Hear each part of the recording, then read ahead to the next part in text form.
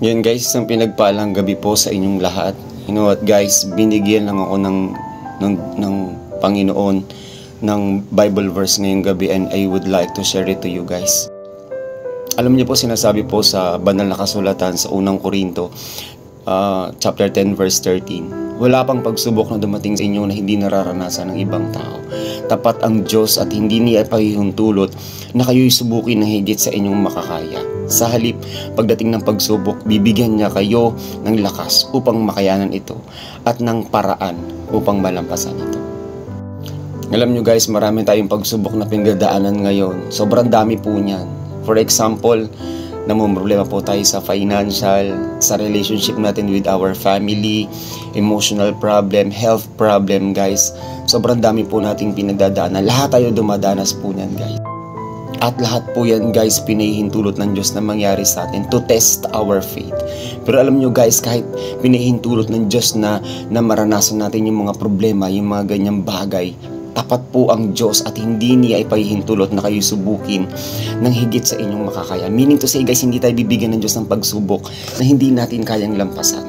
Alam niyo yun, pangako na yun eh, malalampasan natin yan guys. It's just so happen that God is testing our faith. And you know guys, even Jesus Christ, God allows Jesus Christ to go through temptation on Matthew chapter 4. Pero anong nangyari kay Jesus Christ? Nalampasan niya yun because God knows na kayang lampasan ni Jesus Christ. Alam nyo guys, yun din pangako ng Diyos, pagdating ng pagsubok, bibigyan niya kayo ng lakas upang makayanan ito. Ano ba yung lakas na yun?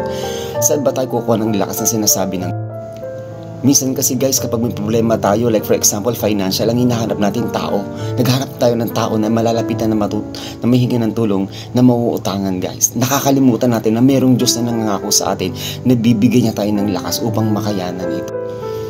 Alam nyo guys, sinasabi ni Jesus Christ on Matthew, sinasabi ng Panginoong Jesus doon na, "Come to me all who is weary and heavy laden, and I will give you rest." Pangako ni Jesus Christ, si Jesus Christ mismo nangako noon. Lumapit lang tayo sa Kanya, bibigyan niya tayo ng kapahingahan guys. And you know guys, ayaw din ng Diyos na umaasa tayo sa kapwa natin tao. Kasi sinasabi sa kasulatan, sumpain ng tao na umasa sa kapwa tao guys. Kaya dapat ang inaasahan lang natin is si Jesus Christ lang. And of course guys, kapag lumapit tayo sa Panginoong Hesus, anong sinasabi rin ng Diyos sa 1 Corinthians? At bibigyan niya tayo ng paraan upang malampasan ito. Kaya yun guys, sa sobrang dami ng problema natin, wala na tayo, hindi na halos natuturetin, nawala na tayo sa diskarte kung anong gagawin natin. Ano sinasabi ng Lord? Bibigyan tayo ng wisdom, ng kakayanan, o ng kaisipan para malampasan ito. So guys, trust in the Lord with all your